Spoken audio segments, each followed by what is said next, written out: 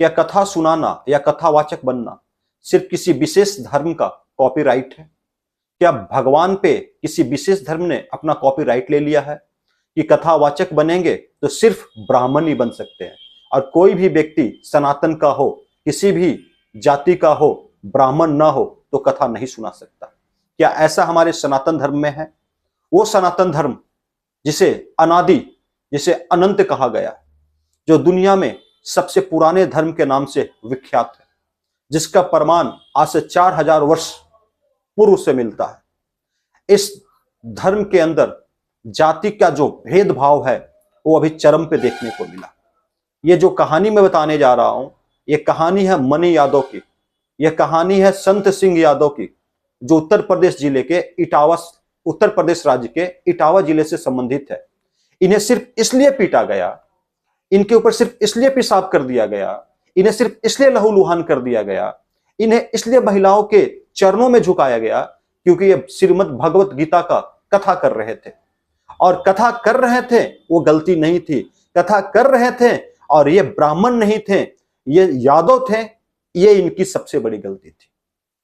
कथा के दौरान श्रोताओं के बीच में कुछ मनुवादी लोग आकर के इन्हें खूब लहूलुहान किया, खूब पिटाई की गई, इनके साथ खूब दुर्व्यवहार किया गया, पेशाब का छिड़काव तक कर दिया गया। क्या सनातन धर्म यही सिखाता है? क्या सनातन धर्म जो इतना महान धर्म है, जो दुनिया का सबसे पुराना धर्म है, क्या यह शिक्षा देती है? क्या हमारी गुरुकुल की शिक्षा, हमारा जो पद्धति है, क्या इस चीज को सिखाता है? तो ये कौन लोग हैं जो अपने को विशेष मानते हैं और भगवान पे कॉपीराइट मानते हैं? जब भगवान इन्हीं के हैं, जब सब कुछ इन्हीं का है, तो फिर ये क्यों लोगों को श्रोताओं के रूप में बुलाते हैं? तो खुद कथा करो और खुद कथा घर में सुनाओ, बाहर जाने की आवश्यकता क्यों?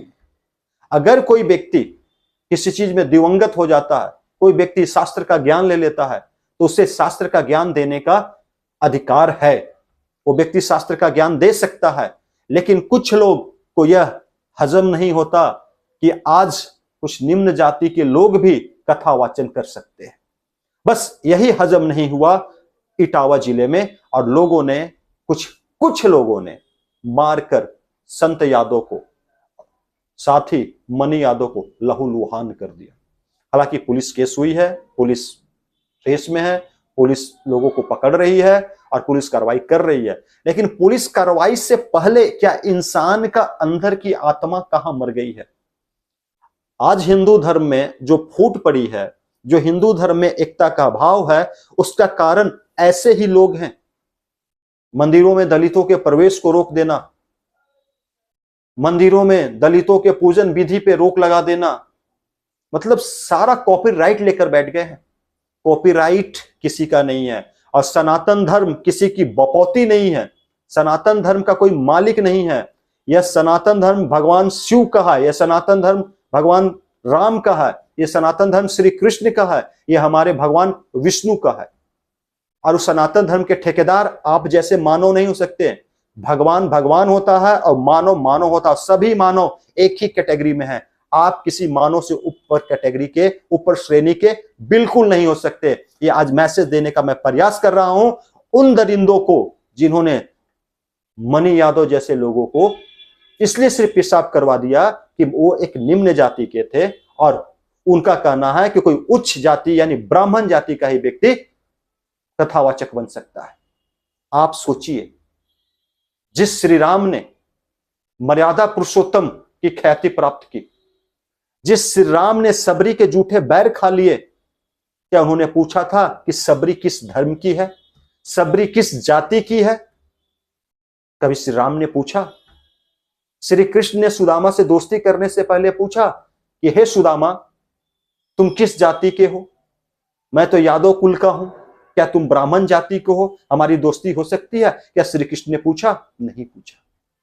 जब भगवान दोस्ती करने से पहले, भगवान बैर खाने से पहले किसी की जाति नहीं पूछते, तो कथा वाचन से पहले किसी का धर्म, किसी की जाति पूछने वाले ये समाज के भेड़िए कौन हैं जो हिंदू धर्म की एकता को तोड़ने का प्रयास कर रहे हैं? यही वो लोग हैं जिनके कारण हिंदू धर्म से बौद्ध धर्म टूटा, हिंदू धर्म से जैन धर्म टूटा।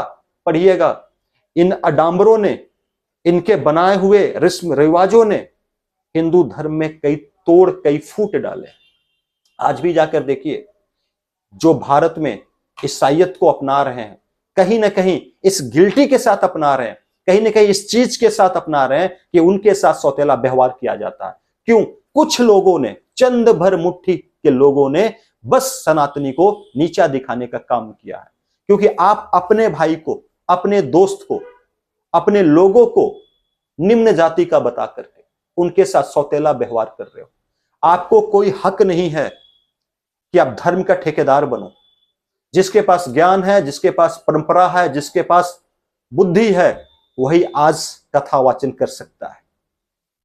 ब्राह्मण के पास ज्ञान है तो ब्राह्मण करे, राजपूत के पास ज्ञान है तो राजपूत करे, यादव के पास ज्ञान है तो यादव करे, किसी निम्न जाति के पास ज्ञान है तो वो करे।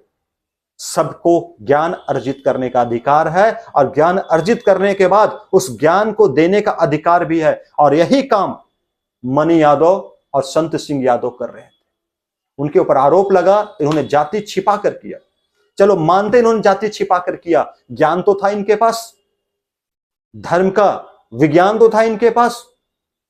अगर जाति नहीं बताते और वही बोलकर ज्ञान देते तब तो आप ज्ञान लेने को तैयार बैठे थे। बस आपको समस्या तब हुई, तब इनकी बातें आपको चुभने लगी जब आपको पता चला कि मणि यादव ब्राह्मण नहीं है, मणि यादव यादव हैं, संत सिंह यादव यादव जाति से हैं। अरे यादव तो वह कुल है जिस कुल में भगवान कृष्ण का जन्म हुआ, जिसे हम पूजते हैं, जिन्हें ब्राह्मण पूजते हैं, जिसे यादव पूजते हैं, जिसे पूरा सनातनी पूजता है। उस भगवान कृष्ण का आपने अपमान किया, हमारे शिव का अपमान किया, हमारे राम के विचारों का अपमान किया। सिर्फ जय श्री राम बोलना धर्म का प्रचार नहीं होता। श्री राम की मर्यादाओं को खुद में समेटना ही जय श्री राम है। तो मैं बस यही कहना चाहता हूं, ऐसे लोग जो धर्म में, जाति में भेदभाव करते हैं, ये सनातन के सबसे बड़े दुश्मन हैं। जय सनातन, जय हिंदू, जय श्री राम।